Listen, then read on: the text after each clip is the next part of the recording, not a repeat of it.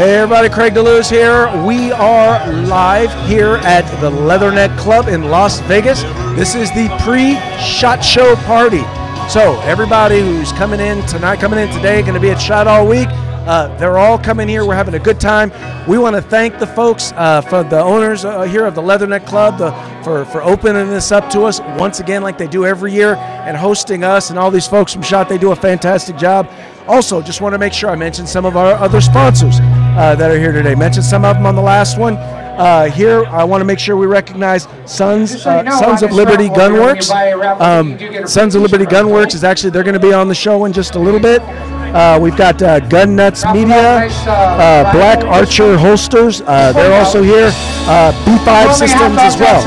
We also have one of our sponsors right here. We have Greg with Medford Knives here with us today. Greg, how's it going tonight?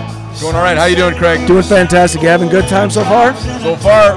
Cool. I'm still conscious. You're still it's still early. The night is young. It is definitely still early.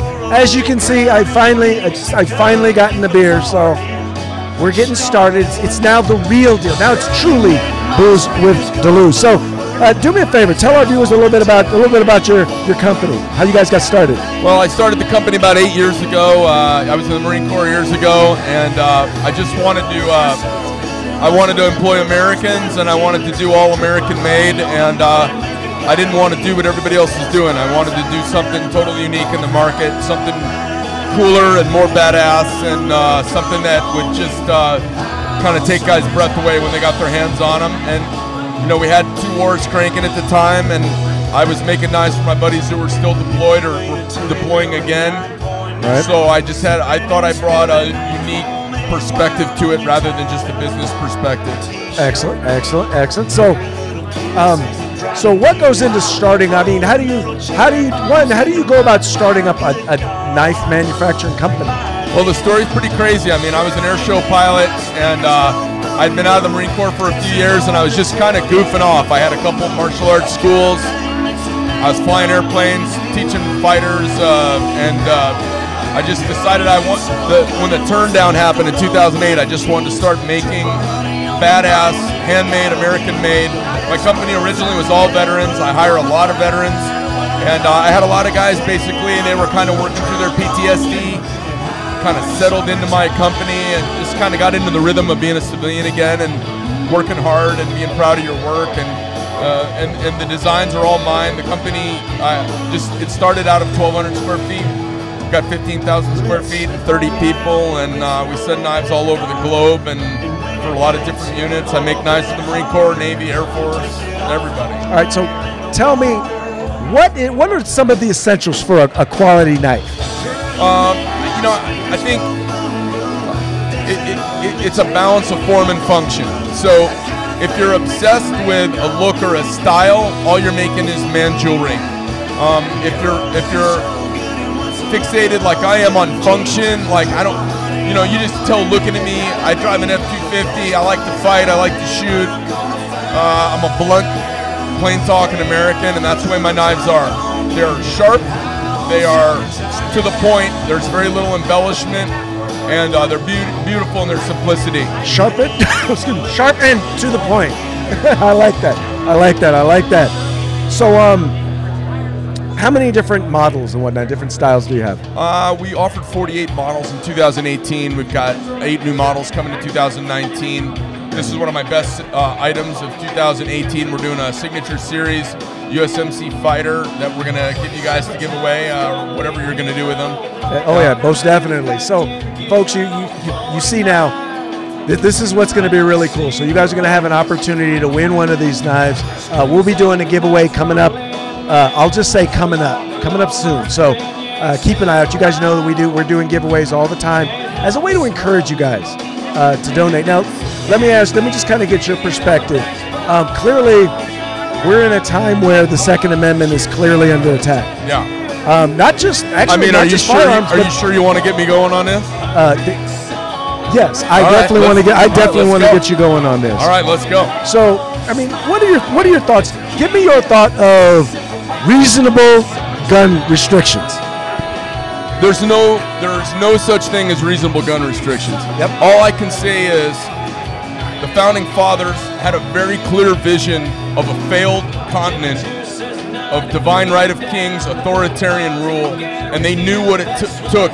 They knew what it was going to take, and they formed a constitution. It took them years to put it together. It took another 9 years to ratify it. And in 1789, when we finally wrapped it up, what it did is I think of the Constitution as a sword of logic into the future. It reached from 1789 into the indefinite future, and as society in America changes, the founding fathers were smart dudes. They were polyglots. They spoke ancient Greek. They read ancient Greek and Latin. Most of them spoke French. These were sophisticated guys, and what they said was, if we're going to make a country and we're going to have a code of rules imbibed on us by God, then as times change, the Constitution is to pull us back to the right. The times don't change, and the Constitution changes. They made it really hard to change it on purpose. And when they came up with the Bill of Rights, nobody wanted to sign the Constitution and ratify it. And New York, ironically, and Massachusetts didn't want to be overrun by the provinces of country bumpkins, and they insisted on the right to keep and bear arms. So the Constitution, they never wanted those country bumpkins to be able to keep and bear arms. They didn't make the right to keep and bear arms number 8. No. It wasn't number 9. Nope. It was 1, you can speak the truth and the king can't lock you up. And number 2, you can keep and bear arms so no man can have your stuff, you or your wife. Exactly.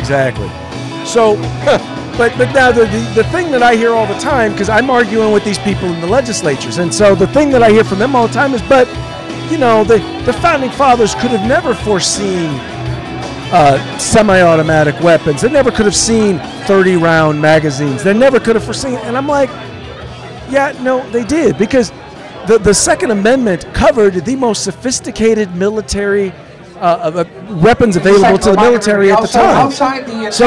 And we don't even have that now. Also the bunker, which is the hubris of modern idiot leftists who don't even know their facts. They have a worldview based on their emotional opinion with zero data to back it up.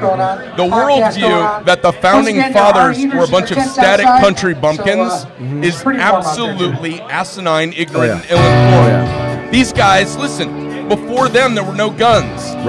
Before them, there was no cannon. They understood technology change, time change. They understood shit changes.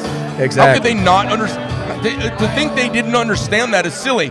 And the Constitution is so clear. It gives a method to change, and they made it so hard to change. To get 2/3 majority, we can't get 2/3 of people to agree. The sky's blue. What they do is they figure, well, we'll just change terms and we'll redefine terms, and that way, what words meant then they don't mean now. And they think they can just redefine and change stuff. And you know what? They only get away with it because we let them. Yeah, well, listen, nobody will stick a mic in my hand because I am revolutionary at this point. The only thing coupling me to reality is I got 2 wonderful kids and I got a cool little business, but I would burn this thing to the ground and let it start over. It was up to me. Folks, that is the sort of heart that goes into Medford Knives. So you guys need to check them out. What's your website? It's medfordknife.com, oddly enough. Oddly enough, it is medfordknife.com. So folks, this is Mr. Greg Medford. This is Booze with DeLuz. Thank you so much for joining us. We'll be back with more interviews and, more booze. Thanks for having me, man. All right, thanks for coming on. If you like our videos, follow, subscribe, One shot, baby. It is a shot show. like, and share. 10. It's a shotgun. Oh, I don't know.